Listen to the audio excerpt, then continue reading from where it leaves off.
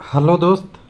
RRC group D Jabalpur का DV आ गया है और जबलपुर में हमने देखा था कि रिजर्वेशन का असली लाभ कौन ले रहे हैं। 18,000 यानी 17,929 तक का रैंक का ईडब्ल्यूएस कैंडिडेट का सिलेक्शन हो गया, जबकि एक छोटा यहाँ पे वैकेंसी कम थी। और एसी में 12,460 का, एसटी में 15,559 रैंक का और ओबीसी में 4,850 तक का लाभ मिला है। तो रिजर्वेशन की ही बात हो रही है। यूआर का कंडीशन हमेशा डिफ़िकल्ट होता है, सब लोग जानते हैं। यूआर का कटअप हमेशा ज़्यादा होता है।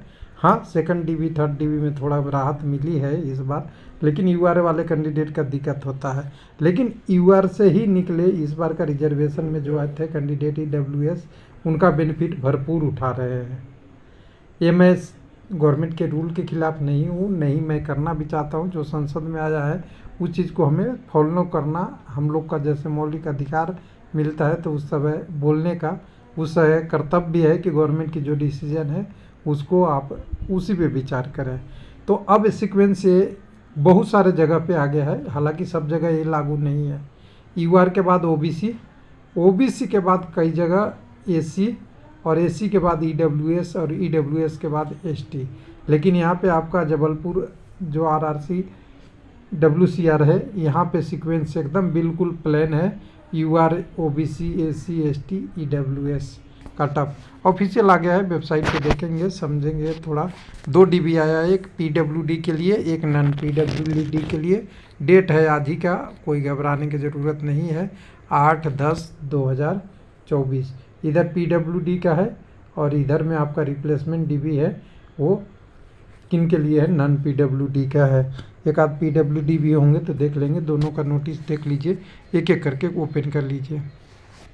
तो यहाँ लिंक हेयर, क्लिक हेयर, तो पहले मैंने डाउनलोड कर रखा था, तो पहले एक आपको लेता हूँ पीडब्ल्यूडी वाला कैंडिडेट का।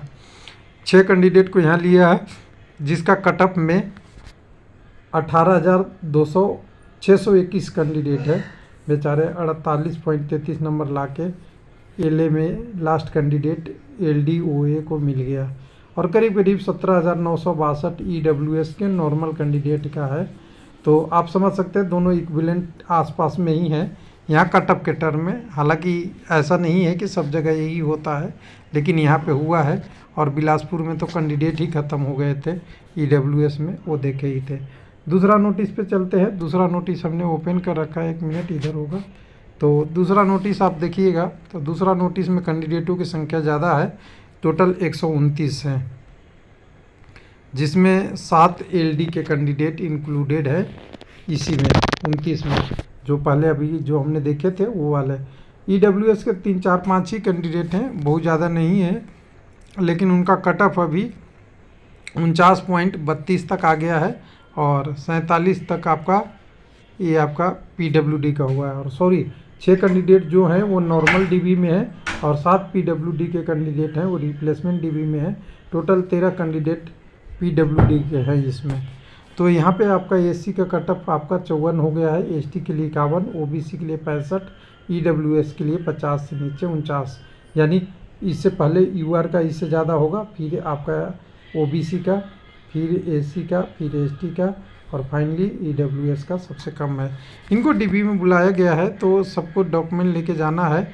डीबी का जो शेड्यूल दिया हुआ है रिप्लेसमेंट डीबी 1 का 22/10 से लेके 24/10 के बीच में होगा और सब कैंडिडेट को यहाँ पे उस देश में जाना है। नहीं जाएंगे तो निरस्त माना जाएगा। ब्लॉक डेट की बात एक कर रखा है कि 25 तारीख का ब्लॉक डेट है, किसी कारण से 22 से 24 नहीं के।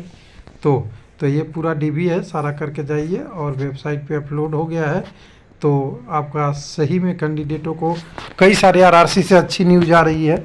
कटअप वगैरह तो चलते रहेगा, लेकिन कैंडिडेट का जितना सिलेक्शन होगा उतना ही कैंडिडेट के लिए बेटर है और जो वेटिंग है उनके लिए जॉब मिले। थैंक यू, धन्यवाद। राहुल।